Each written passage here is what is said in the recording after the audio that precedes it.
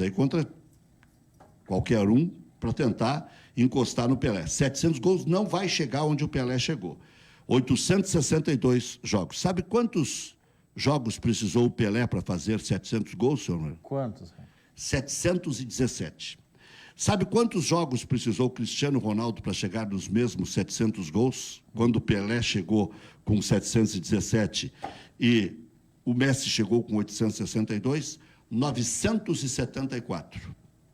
Ou seja, na carreira, na média, o Messi marca mais gols do que o Cristiano Ronaldo até chegar aos 700. E menos que o Pelé. E menos que o Pelé. Bem menos que o Pelé. Então, essa é a situação. Clubes que foram hoje ao encontro do presidente da República para tratar da medida provisória e também da medida provisória e também do acerto com a Turner. Exato.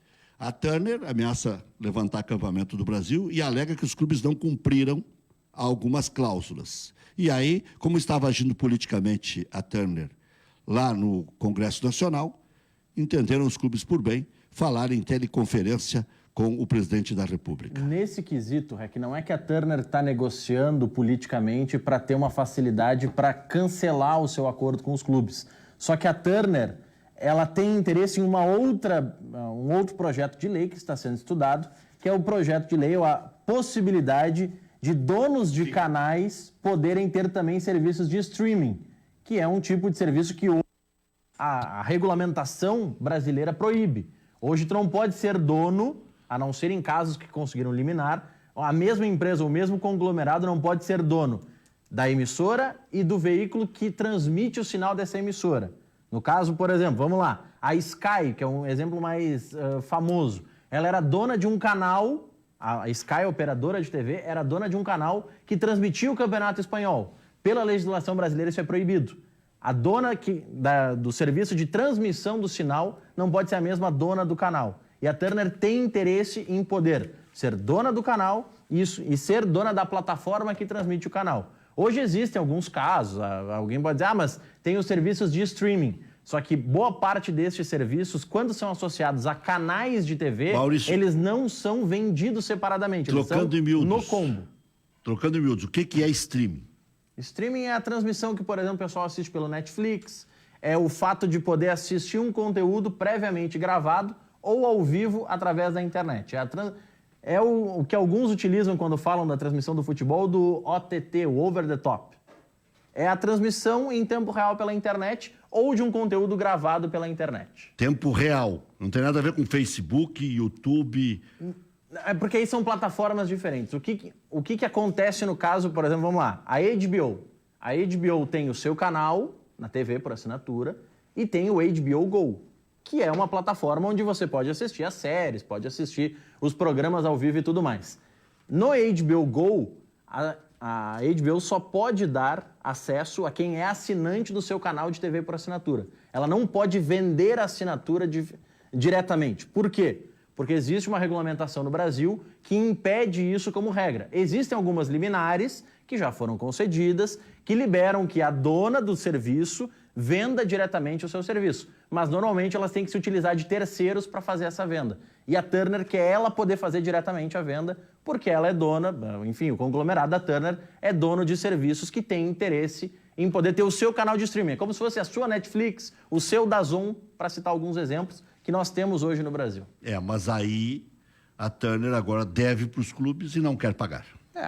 E alega que os clubes descumpriram algumas cláusulas. Especialmente uma cláusula, que é a transmissão cláusula, ao vivo. É a cláusula que a Turner mais bate. Quando a Turner fechou o contrato, e aí foi um erro de quem cuidou da redação, ou uma falta de analisar os dois contratos. É incrível isso. Quando se foi feito o contrato da Turner, não existia o bloqueio para transmissão para a praça. Então, o jogo do Inter no Beira-Rio, não existia nenhum bloqueio contratual dizendo que não poderia ser transmitido para Porto Alegre.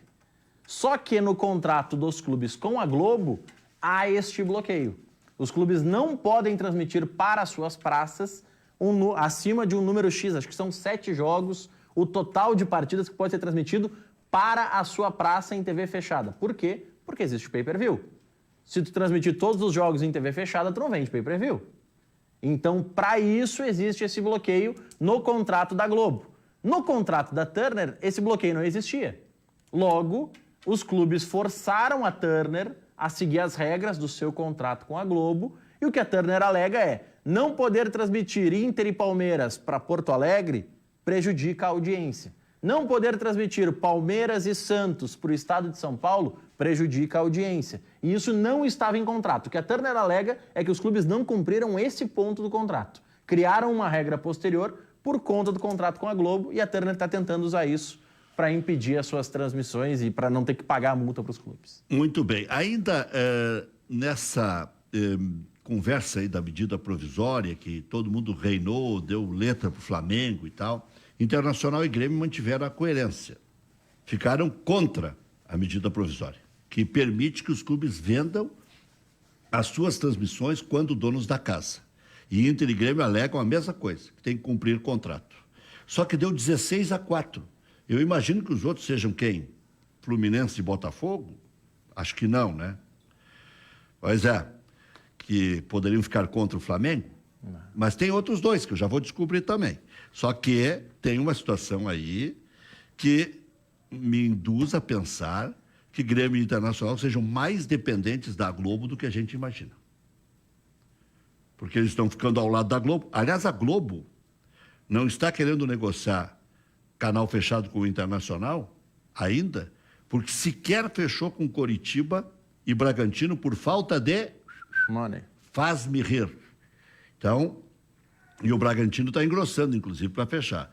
A Globo, que deve 3 parcelas para a FIFA, 270 milhões de dólares, alega que não vai pagar pelos direitos de transmissão da Copa do Mundo de 2022. Então, preteou os olhos da gateada. Eu vi gente desesperada hoje, bradando: ai, mas a Globo sempre foi parceira. A Globo sempre ganhou caminhões de dinheiro em cima do futebol. E pagou um bom dinheiro para os clubes, serviu de banco, emprestou dinheiro a juro. Porque a Globo não emprestava no mole. Claro era que não. 4% ao mês. 4% ao mês hoje. A poupança paga 0,3%. Se tanto, porque agora com a queda da taxa 0,2%. Então, quantas vezes dá mais do que a poupança? 10 vezes. 0,2 dá 20 vezes. 20 vezes mais. Então, quer dizer, não vem com essa conversa aí que a Globo fazia favor para os clubes emprestando dinheiro, que para mim isso aí, e não é que eu não tenha sensibilidade, e não é porque foi concorrente minha durante tempo, concorrente, sei lá o quê. O problema é que a Globo ganhou dinheiro, os clubes recebiam da Globo e pronto. Agora pode terminar esse amor. E não precisa ficar tão dependente da Rede Globo, porque hoje esse negócio de streaming vale muito dinheiro. Transmitir os próprios jogos pode ser bem mais interessante, pode ter assinatura de sócios. Hein? Hoje fiz um cálculo lá, o Flamengo almeja ganhar 1 bilhão das transmissões. Quer dizer, ele ganha 1 bilhão com tudo. Agora pode ganhar só com a transmissão 1 bilhão. Então vamos parar com esse negócio aí. E está faltando dinheiro lá na Globo também, né? Estão devendo 3 parcelas para a FIFA. 270 milhões de dólares. Uma parcela que... Não, mas eles não vão pagar, as outras já avisaram que não vão pagar, então eles são 3. Em débito... E não consegue fechar com o Coritiba e com o Bragantino. Daqui a pouco a TV Ubra vai lá e fecha com o Bragantino e com o Coritiba. Não, mas o caso do Bragantino é um caso muito simples. Por que a Globo não fecha com o Bragantino? Não é questão de grana. É porque o Bragantino quer que a Globo cite o Red Bull. Se a Globo topar falar Red Bull Bragantino... Aí. Com o tempo ela vai perder se a Globo falar Red Bull Bragantino, ela fecha. Então ela não quer fazer TV fechada com o Inter porque está sem din-din. Uma notícia chata aí. O Julinho Camargo e a esposa estão no Moinhos de Vento com Covid aí. Ou pelo menos se presume que seja Covid. Vamos ouvir o doutor Crescente? Ou vamos já direto com o Luiz Fernando Zac? O senhor é que comanda aqui, senhor Bruno Soares. Doutor Crescente, e o Zac acompanha conosco o que disse o doutor Crescente, que é da época do Zac, já lá no Internacional. Né? Vamos acompanhar? O nosso protocolo que foi instituído há 2 meses atrás, para que pudéssemos iniciar, né, o nosso período de treinamento, foi baseado em 2 premissas: controle diário dos atletas e minimizar o risco de contaminação interna. E, a partir desse protocolo, nós temos realizado, então, avaliações diariamente antes dos treinamentos em todo o grupo de atletas. Nesse período de 2 meses, já tivemos 5 atletas que apresentaram algum sintoma e, pelo protocolo, esses atletas foram submetidos ao PCR, que deu negativo, e continuamos com o nosso sistema de protocolo, nossa metodologia normal. Porém, na quinta-feira, tivemos um atleta que se apresentou com sintomas atípicos, dolorimento corporal, que nos fez estranhar aquele sintoma, e a partir daí afastamos ele do treinamento e fizemos o exame de PCR. E esse atleta testou positivo para a Covid no sábado à noite. No domingo fizemos várias reuniões e resolvemos adiantar o que já estava no protocolo, que era fazer uma avaliação viral de PCR em todo o grupo de atletas e funcionários. E foi o que fizemos na segunda-feira de manhã, para que pudéssemos ter segurança nas medidas que estamos realizando e, principalmente, ter segurança no trabalho que vai ser desenvolvido a partir de agora.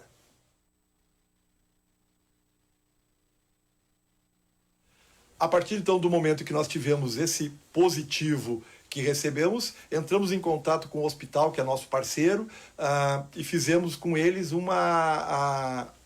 combinamos uma avaliação completa em todo o grupo de atletas e funcionários. Solicitamos e estamos utilizando nesse exame uma nova metodologia de PCR que o hospital trouxe para nós, que num curto espaço de tempo, poderiam dar os resultados. E foi o que fizemos. Ao fazermos esse exame, o que foi constatado? Que 4 atletas deram positivos. Aquele primeiro, mais 3 que mostraram positivo no exame de PCR. A partir daí, esses atletas foram isolados, foram orientados a ficar somente em suas casas, de preferência no seu quarto, e obviamente estamos agora seguindo todos aqueles protocolos das autoridades de saúde. Ou seja, esses atletas vão ficar no mínimo 14 dias afastados, vão ficar em monitoração com relação aos sintomas. É importante ressaltar que nenhum deles era sintomático, nenhum deles apresentava algum sintoma, o que fez exatamente com que a nossa avaliação total de todos os atletas e funcionários fosse eficiente nesse sentido.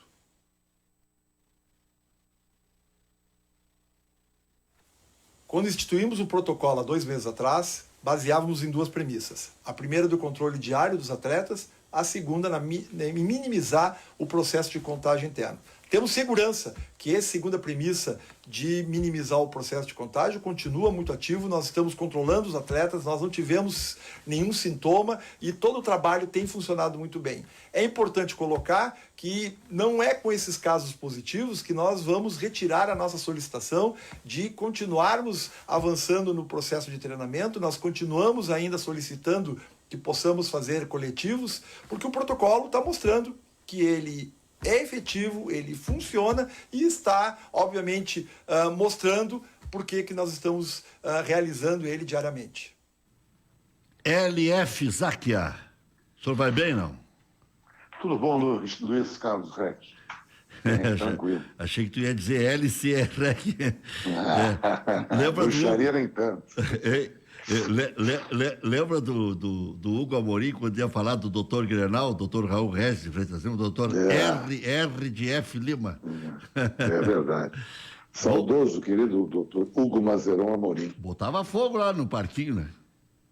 Botava, mas o Amorim, eu gostava muito, porque o Amorim ele tinha prazer de falar de futebol. Isso não é muito comum num conselho deliberativo, onde todo mundo, a razão do clube é essa, todo mundo gosta de futebol, mas aqueles, e o Hugo era do ramo, né? É o cara que enxergava futebol, que tinha as posições um pouco radicais na questão do meia ponta de lança e meia amador, uma discussão histórica e antiga, que hoje teria espaço bem mais que naquela época, mas era um querido amigo, era um cara que ajudou muito, contribuiu muito com o clube. A gente, só para recordar os queridos amigos, né? Que saudade mesmo do Hugo Amorim, que cada tese dele era uns 25 minutos. É verdade. Mas não era pouca coisa, né? E esses 4 casos no Internacional, até que ponto preocupa? Eu já dei a informação aqui, Isaac, eu não vou dar os nomes para não me incomodar. Não sei se não vai vazar esses nomes, e se vazarem daí... Bom, eu já estou dando a notícia por completo. Os 4 são reservas do Internacional. E o Maurício me fez uma pergunta fora do ar aqui que eu transporto para o ar. Não podem esses jogadores estar no mesmo grupo de treinamento, porque aí não pode fazer treino coletivo. Se eles estavam, até para deixar mais claro, Zac, o que nós já sabemos é que no sábado um apresentou sintomas e depois o Inter fez o teste em todo mundo. É isso aí. 4 deram positivo, então era aquele 1 mais 3. Se esses 3 estavam treinando no mesmo pequeno grupo daquele que deu positivo anteriormente, significa que mesmo com todo o protocolo, dentro desse grupo ocorreu a transmissão. Pode ter acontecido de eles terem pego fora do clube e serem de grupos de treinamento diferentes. Óbvio que pode, mas isso é uma dúvida. Se os 4 estavam no mesmo grupo de treinamento, o foco pode ter sido decontaminação dos outros 3 ou próprio treinamento. Tomara que não, né? Porque o investimento que Grêmio Internacional estão fazendo... Sim. Sabe quanto é que é cada teste desses, Zac? Sei, eu sei. REC, não, mas é importante essa colocação do Maurício. Cada grupo são formados quantos jogadores? 6, né? 6. Então dificilmente 6. Dificilmente vai ter 4 reservas no mesmo grupo, entende? Dificilmente tu vai ter 4, porque eu acho que ele mescla, né? A tendência natural é que houvesse uma mistura de titulares com reservas, até para manter o astral do grupo bom, aquela competitividade boa e salutar e positiva que tem num grupo heterogêneo. Então, dificilmente, podemos estar fazendo aqui uma avaliação completamente descabida, mas dificilmente os 4 estão no mesmo grupo. O que me assusta não é a questão do Inter somente, não é que assusta é que isso está cada vez mais chegando próximo da gente. Isso era distante, passados os dias, eu vejo aí as decisões dos nossos governantes, tanto municipal como estadual, e eu cada vez acho que estão absolutamente corretos, porque o isolamento é absolutamente necessário, né? E essa transmissão ela está avançando, ela antes era distante, depois se abriu um pouco mais, as pessoas começaram a frequentar lugares, esses jogadores podem ter pego num bar, num restaurante, num supermercado, enfim, uma atividade absolutamente social, e as coisas estão acontecendo, né? Lá dentro do clube, eles têm o melhor cuidado, dificilmente lá pegariam, né, tanto no Inter como no Grêmio, não só pelos investimentos, mas pelos cuidados, pelos profissionais que dirigem esses clubes, né? Principalmente na área médica. Eu vejo bem aí pelo próprio Crescente no Inter, né? O Crescente é um estudioso, uma pessoa que... Da seleção brasileira.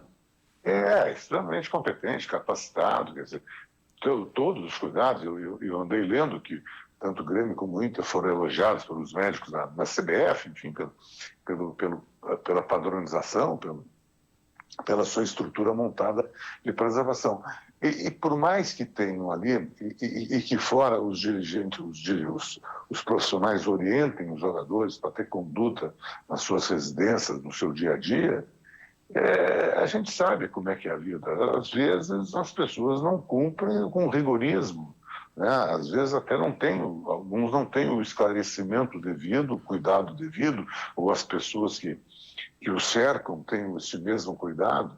Então isso, infelizmente, isso é uma pandemia, né? Isso cada vez mais está avançando na sociedade e está chegando muito próximo das pessoas. Com os jogadores não vai ser diferente, né? O que chama atenção é que, numa vez só, foram 4, né? Se tivesse sido um agora, um mais adiante, é 4 numa tacada só. Quer dizer, isto realmente me assusta um pouco. Porque 4, se fossem 2 titulares, por exemplo, e 2 reservas, tá? Deu coincidência de os 4 serem reservas do Internacional. Eu tenho a lista, eu estou louco para divulgar, eu sou meio jacaré, mas também não vai mudar muito, né? A tese é a mesma, né? Mas vão saber logo, porque eles não vão estar trabalhando na REC. Mas ninguém observa. Quem observa só a imprensa oficial. Mas começa a vazar informação, sabe como funciona. Agora, como funciona. Agora o próprio Internacional solicitou que a gente não divulgasse. Agora, eu não gosto de ser comandado por dirigente, né? Quando me pedem para não divulgar, aí mesmo que eu divulgo. Só que eu não quero é me incomodar com as famílias. Né? Porque daqui a pouco eu erro um nome desse aí, o cara vai dizer, olha aí, ó. Pô, estão me ligando aí, não sei do que, sei lá. Mas é no sentido de não criar alvoroço. Mas eu acho que cria mais, né? Porque agora eu já acabei de dizer que são 4 reservas. Alguma onda eu já fiz. Tu já tirou 11 fora. 11 já estão fora de qualquer possibilidade. Ah, pois é. Não, dá para tirar uns 13. É nível de titular, quer dizer. Nível de titularidade. Inclusive, onde houver dúvida, também não são. Aí tu vai dizer, não, 2 são laterais, um é zagueiro, o outro é meio-campista. Aí a gente vai chegando à conclusão. Quem é reserva nas laterais, quem é na zaga, quem é no meio-campo. Bom, mas vamos deixar assim, tá. Carlos Gil, o Grêmio tomou a medida certa em se mandar para Criciúma? Você está na Espanha ainda, Gil? Tô na Espanha, em Málaga ainda.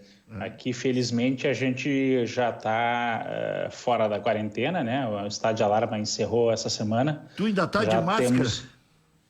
Na rua aqui direto. É raro ver pessoas sem máscara, mesmo na rua aqui. Em lugares fechados, sem nenhuma chance de permanecer sem máscara, né?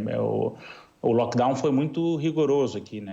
Então, realmente não teve nenhuma... As primeiras semanas, eu comentei contigo, acho, num programa há alguns meses, né? Nas primeiras semanas aqui, as ruas eram completamente desertas, dava para caminhar 10 quadras e encontrar 1 ou 2 pessoas, né? E agora já está um movimento praticamente normal, mas é o que o pessoal está chamando, né? A chamada nova normalidade, né? A nova normalidade exige que as pessoas se adaptem com essas novas regras sanitárias, né? Máscara, distanciamento, álcool gel, tudo isso está sendo utilizado. E a Espanha, aqui em Málaga, tem um serviço de epidemiologia muito bom também, de forma que os poucos casos que estão surgindo agora, ainda isolados, estão sendo imediatamente isolados, né? Então, isso está diminuindo o risco de haver uma nova propagação muito rápida, né?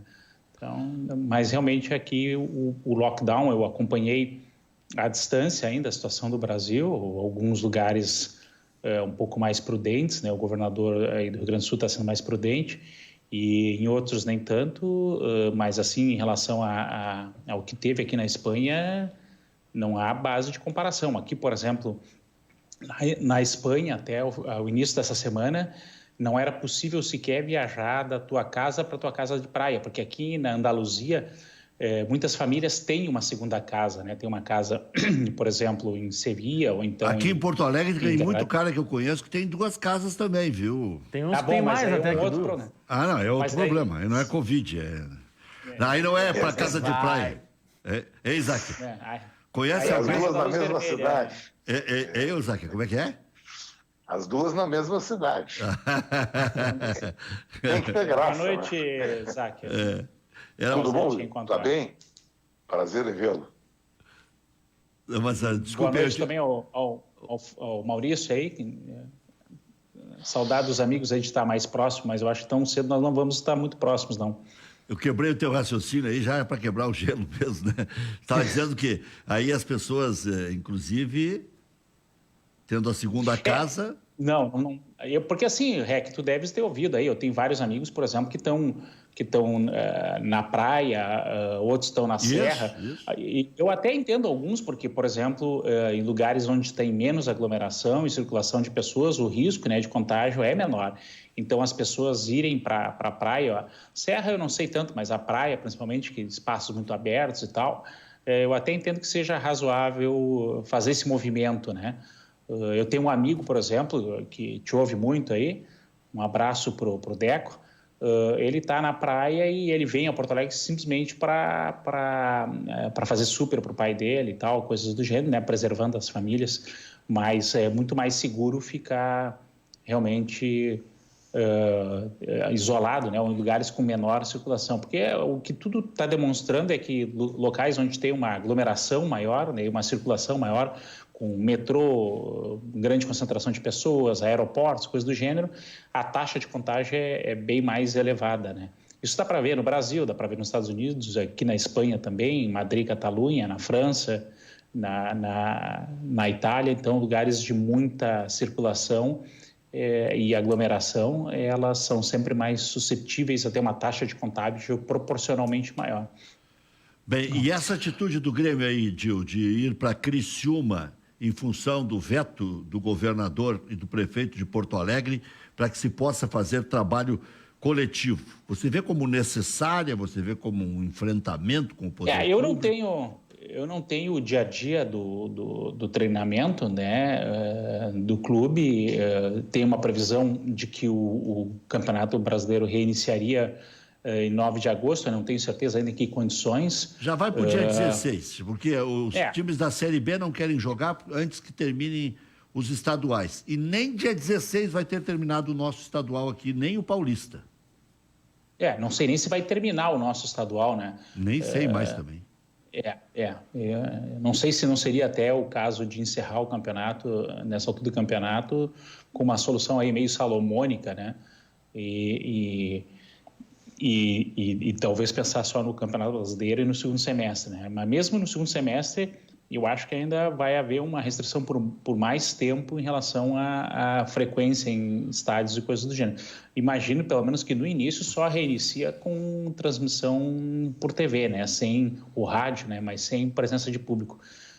Então, aqui, por exemplo, na Espanha, houve uma crítica muito forte quanto a um jogo que teve em Sevilha e o Betis, se não me engano, e que teve um afluxo de público muito elevado e que explicaria, em parte, uma taxa de contágio maior nessas regiões, né?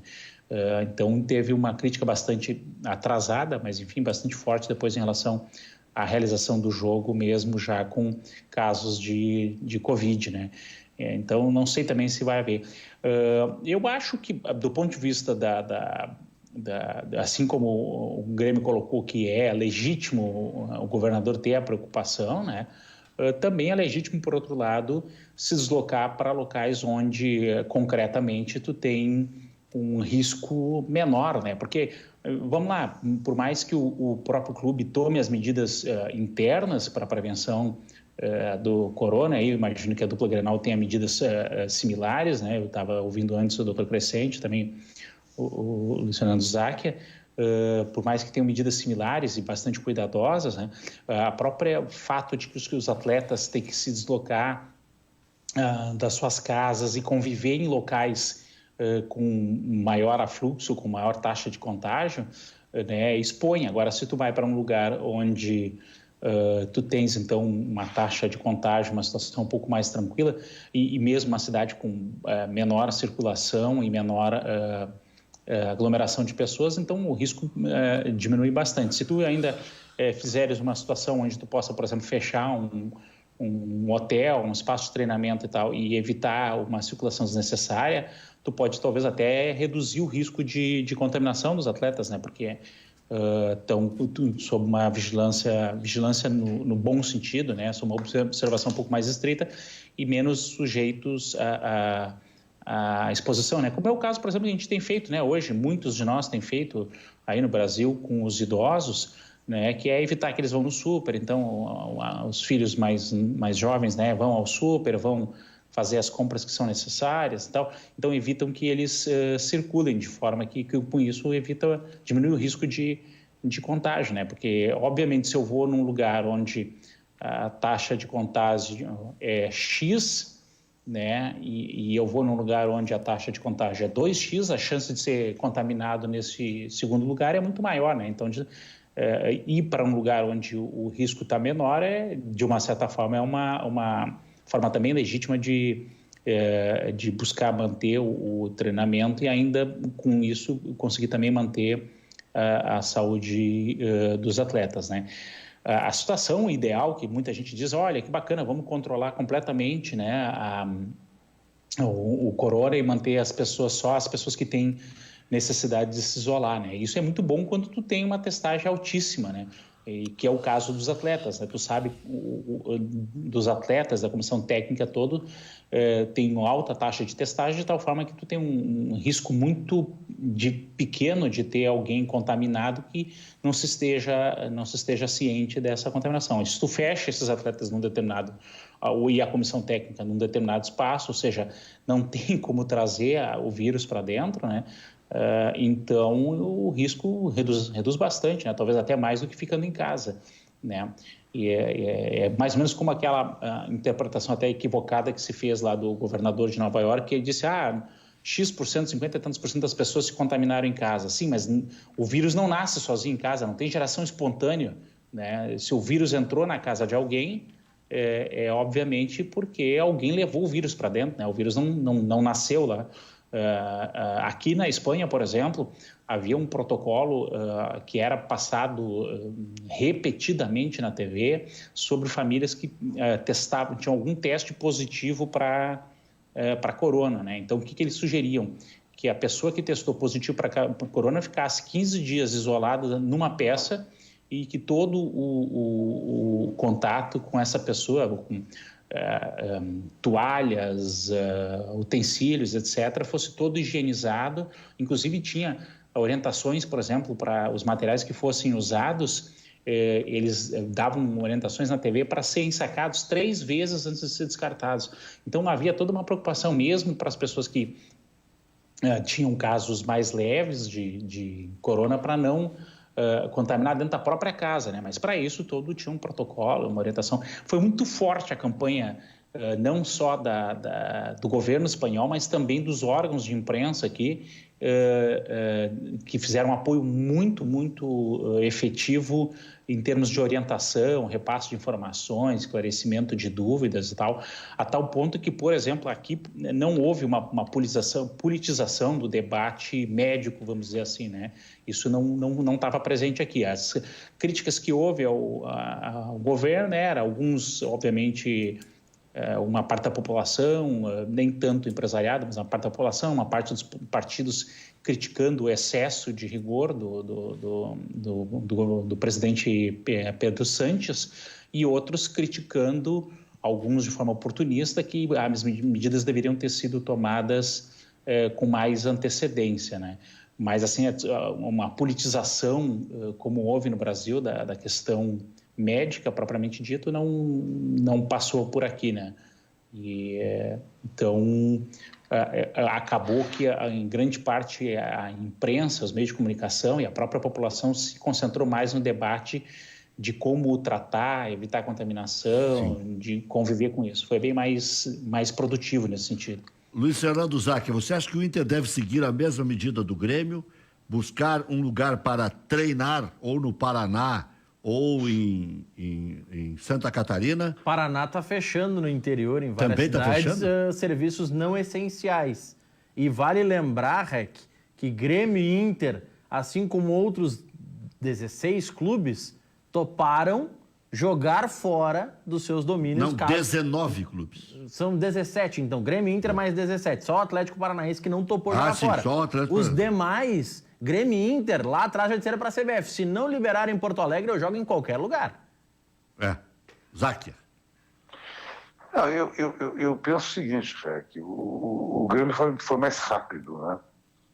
Primeiro que escolheu uma cidade próxima, Criciúma, um estado que está liberado, e eu acho que faz bem, porque lá tu pode avançar no trabalho, entra já num trabalho técnico, trabalho com bola. Porque, veja, o Internacional e o Grêmio já estão aí há 2 meses, só fazendo trabalho, quase 3 meses, só fazendo trabalho físico, e trabalho com bola, de chute, passe, deslocamento, mas não um conjunto. E isso chega uma hora que cansa o jogador, quer dizer, o jogador já está sem a competição, está com a previsão da competição sem torcida, quer dizer, uma situação completamente diferente para esse profissional. Eu acho que o componente torcida, o componente clima do jogo, isso mexe muito com o espírito do jogador. Quer dizer, ele já está treinando sabendo que vai ter que jogar campeonato, o sistema de campeonato brasileiro, o sistema de Copa do Brasil e até talvez Libertadores sem público, ou talvez até em campo neutro. Quer dizer, Isso é muito complicado. E ele está sedento por uma pelada, ele está sedento pelo coletivo, ele tá precisando começar a jogar. E se Santa Catarina permite, eu acho que o Grêmio age absolutamente correto. O Grêmio vai para um local perto, fica de 7 a 10 dias lá, podendo fazer trabalho de campo, podendo fazer com que o seu treinador saia de uma zona de conforto que está no Rio de Janeiro, venha trabalhar em Criciúma, e começa a montar e começa a preparar o time pensando nessas competições que vão ser, nos parece, iniciadas em agosto, né? Eu acho que o Internacional teria que também, dentro desse modelo, achar alguma alternativa semelhante. Quer dizer, ele pudesse ir para um local, ficar em 7 a 10 dias... Se fala em Tubarão. Enfim, que ele possa lá começar a fazer coletivo. Agora, claro que agora surgiu um fato diferente, um fato novo, evidentemente que deve ter acendido a luz vermelha do grupo, né? Quer dizer, 4 jogadores apresentaram sintoma do Covid, quer dizer, diferentemente do Grêmio. O Grêmio não teve problema no grupo, teve antes da apresentação com o Diego Souza, mas durante os trabalhos não houve nenhum caso, né, que pudesse criar uma preocupação. Na medida que surgem esses 4, isso mexe muito na cabeça do jogador. Quer dizer, o restante do grupo fica preocupado. Como é que foi essa contaminação? Foi aqui, foi na casa, foi no vestiário, enfim, começa... Então, isso, sem dúvida alguma, vai ter que ser trabalhado aí na cabeça do grupo de uma maneira eficiente e rápida, mas eu penso, se tiver a possibilidade de Tubarão, se tiver a possibilidade, tem que ir, vai lá para poder treinar, porque daqui a um pouco, assim, é tipo o Campeonato Rio, né? Daqui a um pouco o Botafogo, o Fluminense, você daqui a 10 dias tem que jogar. Daqui a pouco vai ter uma situação que eu não sei nem se é o Campeonato Gaúcho, que eu concordo com o Gil também, as autoridades aqui elas estão muito mais prudentes, né?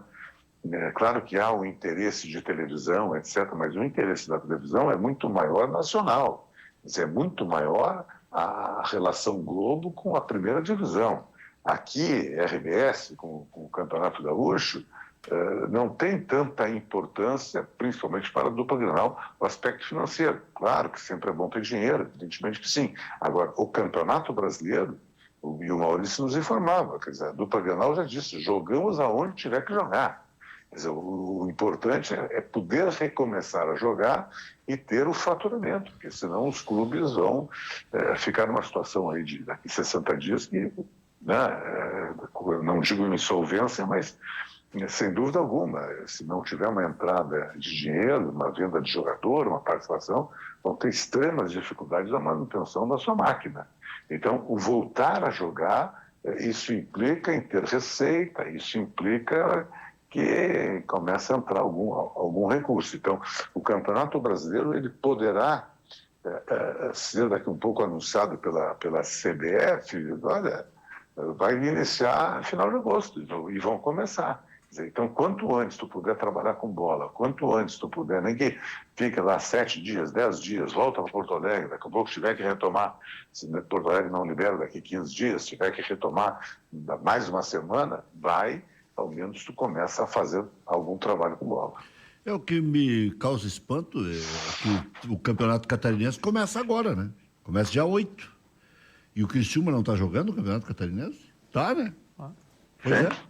Então, vai alternar com o Grêmio. Não, o Grêmio treina de manhã, o Criciúma treina de tarde. Mas só uma curiosidade. Agora, e a medida provisória, hein, Gil e Isáquia, que o Flamengo conseguiu aí, junto com o presidente da República, para perturbar a Globo aí, porque os dois estão contra a Globo, então não precisa nem fazer muita força para raciocinar, né? Porque senão daqui a pouco vão dizer, tá deduzindo, não, é óbvio isso aí, é escancarado. O Flamengo não fechou o Campeonato Carioca com a Globo, quer transmitir com o seu veículo de comunicação, que é a TV Fla, e o presidente da República, todo mundo está acompanhando essa guerra diária aí com a principal emissora de televisão do país, né? Hoje, um ministro de Educação aqui foi demitido antes de assumir. Pediu demissão Pediu demissão antes de assumir. Então, vou te dizer uma coisa, é uma loucura que nós estamos vivendo aí. E essa medida provisória, vocês acham boa ou ruim? para os clubes. Grêmio e Internacional votaram contra. Eu antecipo, Gil. Eu acho o seguinte, ela é boa para o Flamengo e boa para o presidente da República. Ela é ruim para os clubes. Eu fico preocupado que tem alguns clubes que achavam que isso pode ser bom. Olha, o futebol brasileiro está evoluindo de uma certa forma, avançando nessas questões de mídia, nessas questões de participação em cotas. Cada vez mais hoje, o futebol, ele é dependente dessas verbas extraordinárias. Quer dizer, felizmente, tanto o Inter como o Grêmio têm participado das grandes competições, Libertadores, com frequência, entrando bem em Copa do Brasil, colocação razoavelmente boa no Campeonato Brasileiro dos últimos anos, no caso do Inter. Então, isso te dá uma capacidade de arrecadação importante. Quer dizer, quando tu muda a regra, e veja o absurdo, para mim, dessa medida provisória, é que ela é alterada sem a mínima discussão. Sem a mínima discussão. Nós estamos falando de clubes das mais diferentes regiões do Brasil, com as características mais diversas possíveis, clubes que têm orçamentos variáveis, e não foi discutido. Quer dizer, ela foi feita uma modelagem que era boa para o Flamengo e servia para o presidente da República para dar uma cutucada na Globo. Existe a briga do Flamengo com a Globo, que eu não entro no mérito. Eu acho que os clubes estão aí para negociar seus interesses. Mas quando tu faz uma medida provisória, ela não está falando com um clube só, ela está mexendo no conjunto. E tem clubes que estão com contratos em vigor, tem clubes que estão absolutamente ajustados e acertados com a Globo, recebendo aquilo que foi contratado, tudo direito. Quer dizer, me parece que toda alteração nas regras, elas têm que ser amplamente discutidas e debatidas.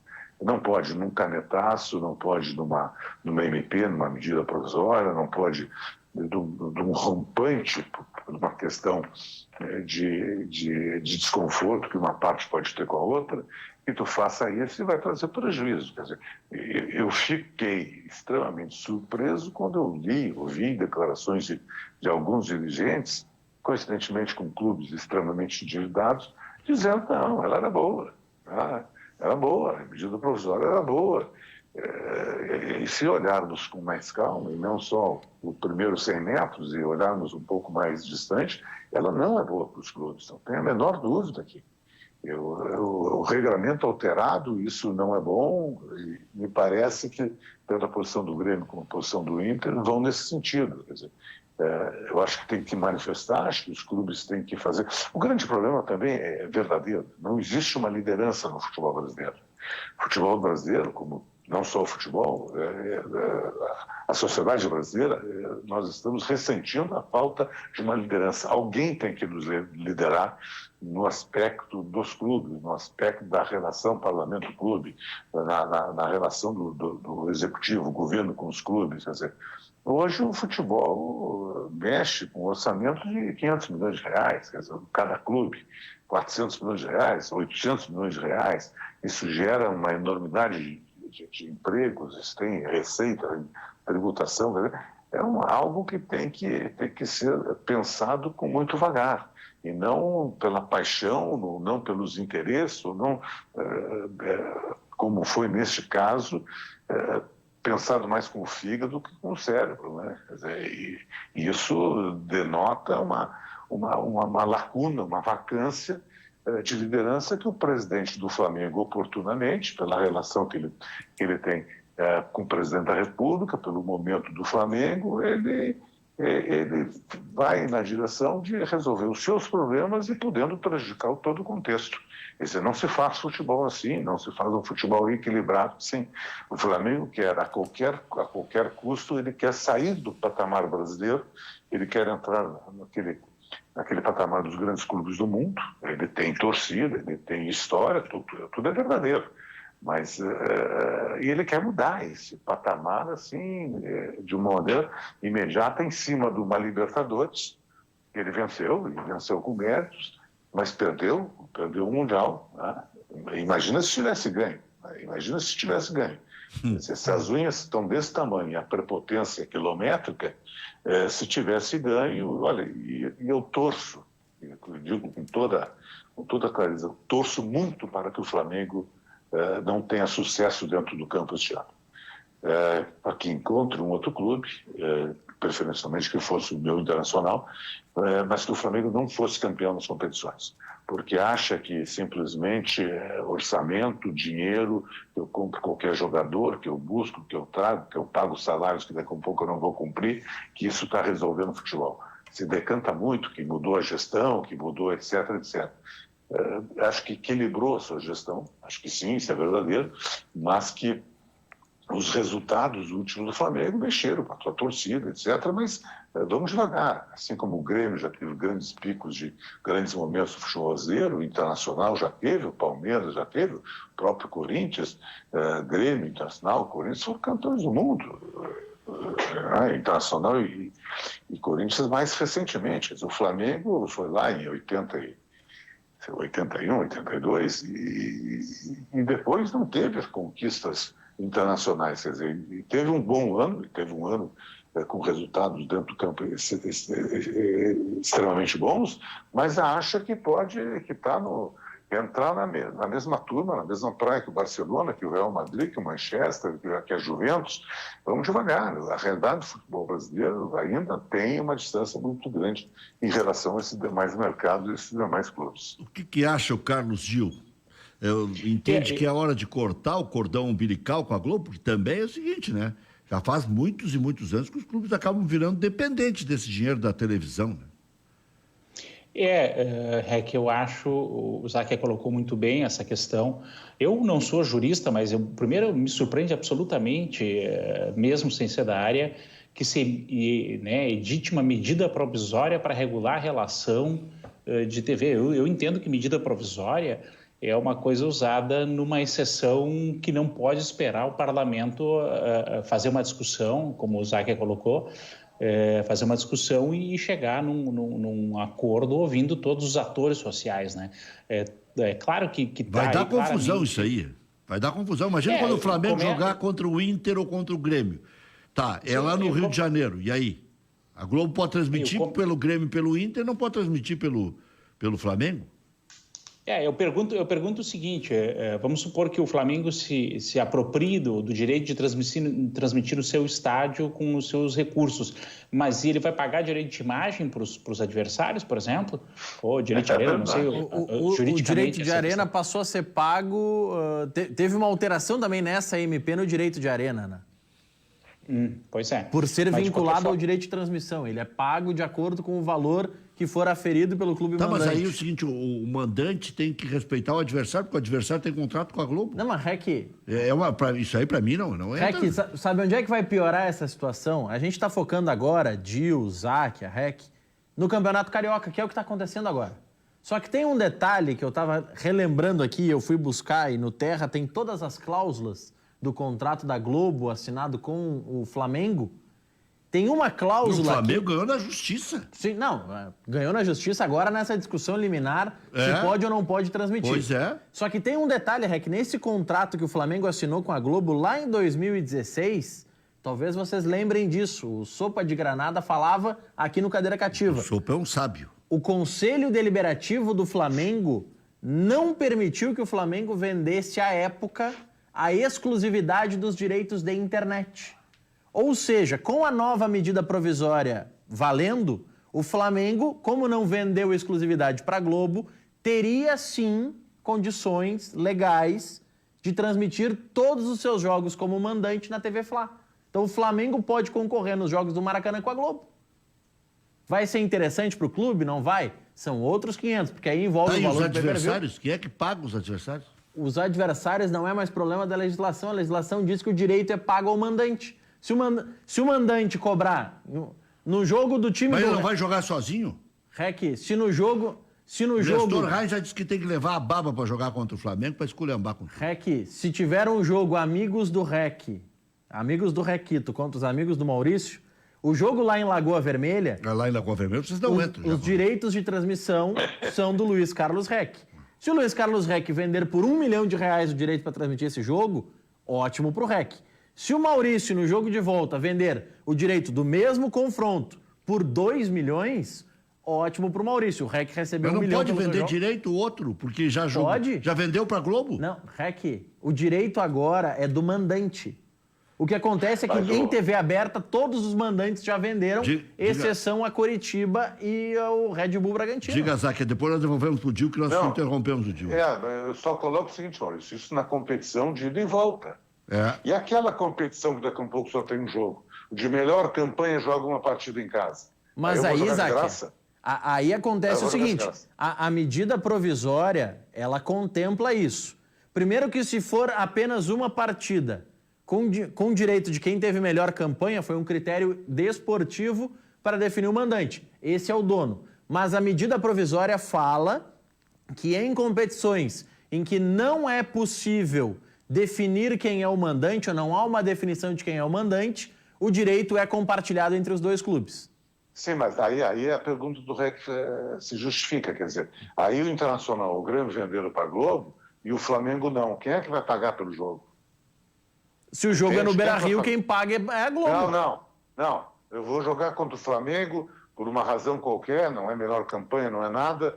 Foi um sorteio, é só um único jogo, Internacional e Flamengo do Rio. Eu tenho contato com a Globo e o Flamengo tem com a TV Fla. Se o mando for do Flamengo, quem pode transmitir é a TV Fla. Se o mando for neutro, os dois clubes têm que entrar em acordo para que alguém transmita.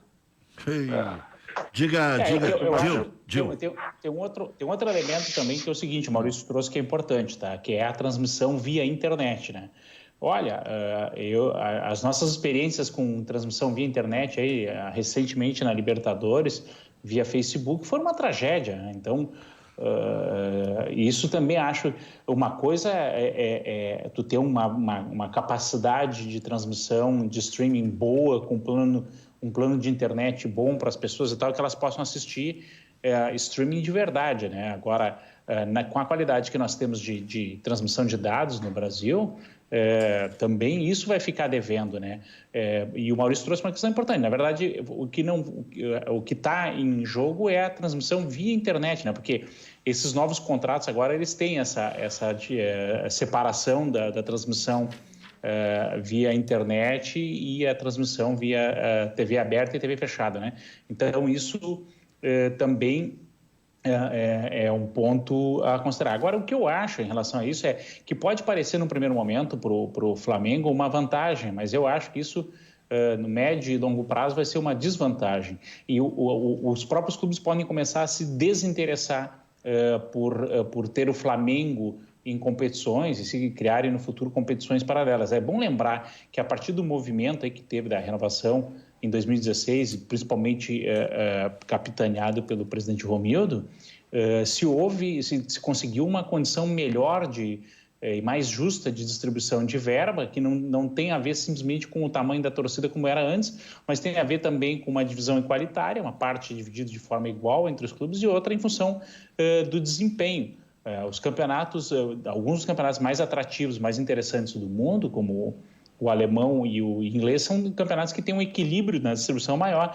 E as ligas chamadas, né, ligas mais competitivas do mundo são a NFL e a NBA, que tem também uma distribuição bem mais equânime de direitos, né? Inclusive, por exemplo, o caso da NBA e da NFL tem, inclusive, previsão de distribuição equânime de jogadores, né? De preferência de assinatura de jogadores, tornando a competição muito mais interessante. Eu acho, por exemplo, por um lado, claro que do ponto de vista estético, talvez pelo fato de que a gente perca grandes jogadores, mas o Campeonato Brasileiro é um campeonato que, quando começa, tem 12 ou 13 candidatos ao título, né? O Campeonato Espanhol tem 2. Né? Então, o quanto isso torna o campeonato interessante. Eu me pergunto se Barcelona e Real Madrid, numa situação em que não tivesse uma vantagem financeira tão grande e tivessem jogando um campeonato com um nível tão dispar, se eles chegariam a desenvolver um grau de competitividade tão alto, né? Então, isso tem a ver também com a característica do campeonato, né? Acho que o grau de competitividade maior dos dos campeonatos a partir de uma distribuição mais justa dos recursos, seria bom para todo mundo, porque obrigaria a todos a buscarem um desempenho melhor e como todos vão estar em níveis mais elevados, obriga aquele que quer vencer a ter um nível ainda mais elevado, né? Senão, daqui a pouco fica uma coisa daquela famosa, pô, o cara é campeão, sim, mas jogou, como a gente dizia antigamente, né? Jogou meia linha, né? Quer dizer, 10 dentro da coleira. Então, Agora, Gil e Isaac, o Atlético Paranaense é outro que é contra a Globo, né? Então o Atlético deve ter sido... O Atlético Paranaense não vendeu ainda o pay-per-view para a Globo, só vendeu TV aberta, por exemplo. Pois é. Então, hoje, quem pode se beneficiar com isso? O Atlético Paranaense que não vende... Quem pode se beneficiar nesse momento com essa medida provisória, caso ela venha a ter efeitos também no Brasileirão? O Atlético Paranaense, que inclusive antes mesmo dessa medida provisória já falava que transmitiria uma série de jogos seus no seu aplicativo para sócios, era um acordo que o Atlético tinha com a Turner. O Red Bull Bragantino não vendeu ainda direitos de transmissão, até o momento ele fica obrigado a fechar ou com a Globo ou com a Turner, mas daqui a pouco, dependendo da interpretação, pode vender para qualquer um. O Gil sugeriu que possa sair campeonato sem o Flamengo, só que 16 ficaram a favor do Flamengo e do presidente da República. Mas é que, Rec... Então não tem... mas isso é agora, né? Vamos ver esse efeito no longo prazo. Eu acho que talvez para clubes como o Flamengo, no curto prazo, eu vou conseguir alguém que se interesse em transmitir um jogo do Flamengo e pagar mais do que talvez o Flamengo obtivesse com a Globo. Mas será que isso vai acontecer para o Red Bull? Será que isso vai acontecer para o Atlético Paranaense? Eu acho que clubes de menor expressão, com todo respeito ao Atlético Paranaense e ao Red Bull, eles seriam prejudicados num acordo individual, porque interessa menos a transmitir jogos desses clubes. Pode ser vantajoso para clubes de maior expressão, de maior tradição. Agora, para os demais, talvez não seja tão interessante, porque aí as empresas que fazem a transmissão, elas vão fazer a conta do potencial de torcida daquele clube, seja pelo tamanho da torcida propriamente dito, ou seja pelo fato de que esse é um clube que tradicionalmente chega nas decisões. Então, clubes de menor expressão, na minha opinião, vão sair perdendo, e muito, porque os clubes nessa situação não vão ter grandes interessados em transmitir o importante, individual esses jogos. O importante, né, Gil, por que se fala às vezes, e se bateu muito na tecla, o Fernando da Pluri, quando participou no dia que foi editada a medida provisória, também falou sobre isso. O que é importante para os demais clubes, exceto o Flamengo, que é quem está indo nadando num sentido diferente? Se todos venderem em conjunto os seus direitos de transmissão, vamos lá, hoje o Flamengo recebe mais do que os outros pelo pay-per-view. Por quê? Porque a emissora entende que o Flamengo chama assinantes, então ele tem que ter uma remuneração maior. A partir do momento que essa medida provisória passa a valer, o Flamengo só tem à disposição à venda os seus jogos como mandante. E o jogo que mais passa, tanto na TV aberta para o Rio de Janeiro, quanto no pay-per-view, que tem maior atratividade, não é o jogo do Maracanã. É o jogo Inter e Flamengo no Beira-Rio ou Grêmio e Flamengo na Arena. Por isso que, se os outros negociarem em conjunto e entrarem em um acordo, daqui a pouco criarem uma divisão equânime dos seus valores, podem sim diminuir a diferença para o Flamengo. Deixa eu liberar o Gil. Muito obrigado, Gil. Um grande abraço. Obrigado, Rec. Obrigado aí ao Maurício, ao Záquia, pela parceria, e a gente oportunamente volta a falar. Espero que na próxima vez talvez a gente possa estar presencialmente com os amigos aí. Isso aí. Esperamos. Diga, Maurício. Um abraço, Gil. Abraço. Duas informações rápidas, que a gente falou que existe a negociação já, a sondagem do Grêmio para buscar outros estádios caso não possa jogar no Rio Grande do Sul. Está virando uma zona isso aí. Estádios que são citados: Heriberto Wilson, em Criciúma, a Arena Condá, em Chapecó, que tem uma logística terrível, e o Estádio Olímpico Regional, em Cascavel.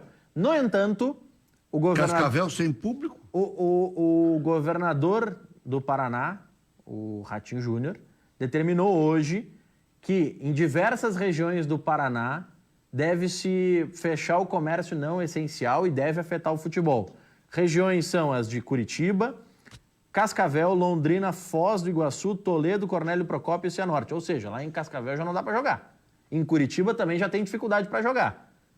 E outra cidade que também tinha liberação para treinamentos é a cidade de Goiânia, que hoje, agora há pouco, o prefeito de Goiânia voltou atrás na liberação, vai atender ao governador e determinou a suspensão intermitente do que não é essencial. Ou seja, durante as 2 próximas semanas, em Goiânia, que aí envolve a Série B, obviamente, também não vai se poder treinar. Um breve intervalo, a gente volta com o Luiz Fernando Záquia. Záquia, esse tipo de negócio que o Inter está fazendo, como fez com o Gustavo, te piace?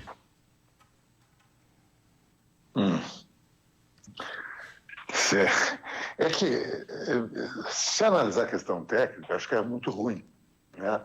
É ruim porque tu não tem uma reposição.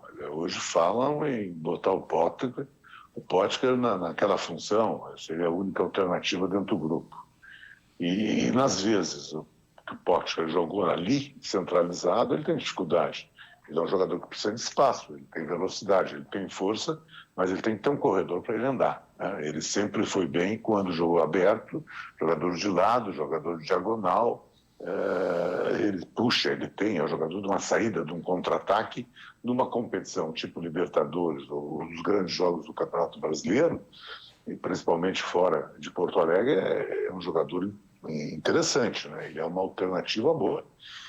O Gustavo Gol, ele jogou 2 partidas como titular, entrou em as 2 que jogou como titular foram no time reserva e entrou 2 durante a partida, quer dizer, uma amostragem muito pequena. É um jogador que, para mim, era interessante, centroavante, jogador de área, jogador de uma bola aérea importante, quer dizer, tu teria dentro do contexto uma alternativa no momento que o Guerreiro não pudesse jogar. Quer dizer, um jogador, tu não mudaria muito o teu esquema.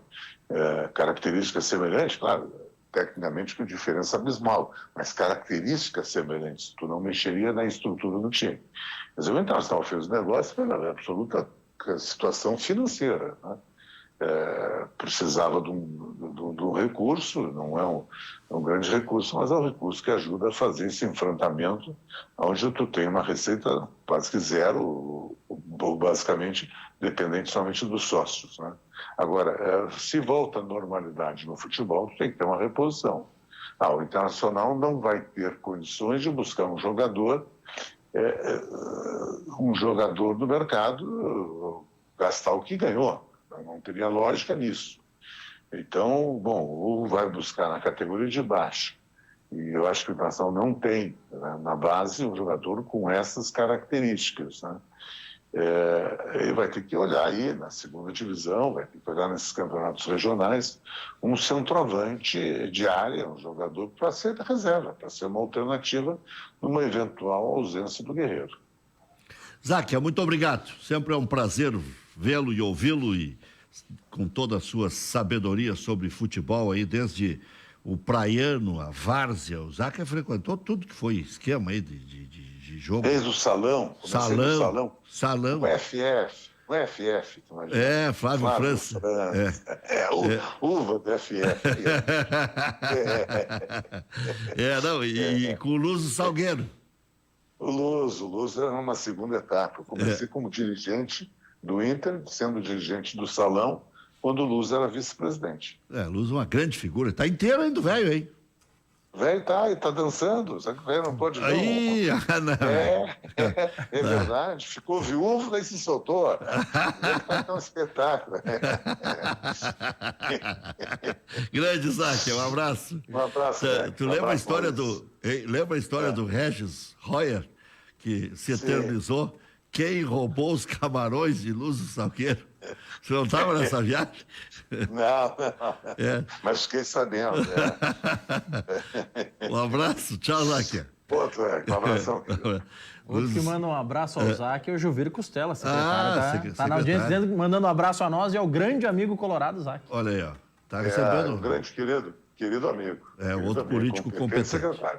Opa, gente de primeira qualidade. É isso aí, tá fazendo a diferença. Valeu, Záquia. Um abração. Um abração para vocês. Obrigado. Secretário Juvir Costela, porque tinha obras que estavam encalacradas e agora vão sair. Não é do papel já tinham saído, mas não terminava a obra. Agora o secretário 118 colocou que diga, ordem. né? Colocou ordem. E agora, com toda essa dificuldade de pandemia, não sei se vai conseguir entregar até o fim do ano, mas pelo menos vai entregar, né? Mas Vai entregar. Já tem mais do que uma luz no fundo do túnel, tem uma perspectiva imediata. essa semana que passou agora, eu passei na 118 e nem parece a mesma rodovia. Não, mas... tá louco. Aí tinha que ter um mapa pro cara se dizer, agora tem um barranco, agora tem não sei o quê, agora cuidado com o precipício, cuidado com concreto, era um horror. Né? Já voltamos. Vamos assistir Alisson, atacante do Grêmio. Cara, é uma nova rotina, né? Nenhum de nós esperávamos passar por um momento tão delicado que estamos vivendo, não somente no Brasil, mas no mundo todo, onde é o momento de todos se abraçarem, estar juntos aí nesse momento difícil. Felizmente, muitas pessoas aí estão perdendo a vida por causa dessa pandemia. Então, o que a gente pede nesse momento é união, todo mundo se ajudando realmente. E que, com certeza, isso aí logo, logo vai passar e a gente possa estar junto aí novamente na nossa rotina, que é o que todo mundo espera também, com saúde, que é o mais importante. Como é que está sendo para você essa rotina de treinamentos físicos? É a 9ª semana de trabalhos físicos aqui no Grêmio. Olha, o jogador ele gosta de ter o contato sempre com a bola, né? Mas a gente tem que respeitar o que as autoridades maiores nos passam. E o Grêmio vem fazendo um excelente trabalho, um excelente acompanhamento com nós. Se perguntar para nós se estamos gostando de fazer físico, com certeza a gente vai falar que não, né? Como eu citei, todos nós gostamos ali de ter o contato com a bola todos os dias, mas temos que respeitar porque sabemos que é para o nosso bem. E elogiar o Grêmio também, né? Por estar sempre nos acompanhando aí, cuidando de nossa saúde, que eu acho que é o mais importante também. Nesse ano você ultrapassou a marca de 100 jogos com a camisa do Grêmio. Esperava que os 2 primeiros anos fossem tão bons, com títulos, gols decisivos, sequência como titular? Cara, fico muito feliz, né? Meu segundo ano no Grêmio já, ultrapassando 100 jogos aí. Então é um momento de muita felicidade. Desde o momento que eu cheguei aqui, fui muito bem recebido por todos, tanto pela torcida quanto por todos os funcionários aqui dentro do clube, do atleta até o pessoal ali da grama que cuida cada dia do clube. Então estou muito feliz aqui, né? Mais feliz ainda de ter conquistado títulos aqui com o Grêmio, né? Disputei 2 gaúchos aí, consegui ganhar os 2, estamos indo para o terceiro aí, quem sabe também não conseguir o terceiro título. Mas espero continuar ajudando, mesmo não sendo às vezes decisivo, mas ajudando de alguma maneira meus companheiros ali, que eu acho que é o mais importante também. O que o Alisson espera alcançar nessa temporada, apesar da pandemia e também do calendário atípico? Olha, eu acho que é o que eu sempre coloquei em meta, né, desde quando eu cheguei ao Grêmio. Cheguei aqui, um clube vencedor, um clube que sempre briga pelos títulos, e eu quero continuar vencendo aqui dentro do clube, continuar fazendo história. E também é o que o Renato sempre me falou, né? E o Renato, ele uma vez ficou muito gravado, que ele falou para mim que ele tem poucos gols, mas os gols dele sempre foram muito importantes. E desde quando eu cheguei ao Grêmio, eu acho que eu tive esse privilégio também de fazer muitos gols importantes e gols que ajudaram o Grêmio a conquistar títulos também. E por falar nessa sua conversa com o Renato, em 35 mata-matas pelo Grêmio, você tem 9 gols e 5 assistências. O que o faz ser tão decisivo nesses jogos, Alisson? Você está com saudade desse tipo de jogo? Lógico, não somente com esse tipo de jogo, mas de estar ali atuando, né, do lado do nosso torcedor, onde, sem dúvida, esses jogos importantes, eles lotam a arena, né, eles vibram com nós, nos ajudam muito ali. E então espero continuar, como eu citei, sendo decisivo não somente com gols também, mas contribuindo de alguma maneira ali dentro e ficar continuando marcando minha história aqui dentro do clube. Até o momento você disputou 2 edições do Campeonato Gaúcho e venceu as 2. A tendência é que logo volte o Campeonato Gaúcho. O que você imagina? Olha, conquistar novamente, né?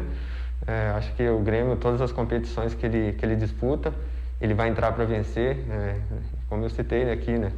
Desde quando eu cheguei ao clube, é um clube vitorioso, um clube vencedor, e tinha bastante anos aí que não conseguia conquistar o Gaúcho, já ganhou 2 e está encaminhando aí novamente para brigar pelo terceiro, e a gente vai fazer de tudo, caso aconteça de voltar, para que a gente possa dar essa alegria ao torcedor nesse momento tão delicado que estamos vivendo. Lembras do lateral Carlos César do Atlético Mineiro? A ideia é que você nem lembre, porque ele nem fez grandes Não, coisas eu lá no lembro dele, Galo. lateral direito. Ficou 8 anos com contrato com o Galo, de 2011 a 2019. Saiu, agora está no Criciúma, entrou na justiça contra o Galo, ganhou R$400 mil. 400 mil reais é uma merreca. Mas soma isso com a quantidade de atletas que os clubes têm É no seu merreca. elenco. O Atlético deve um bi. Que é um pum para quem já está todo borrado. Ai. Já voltamos. Hasta amanhã.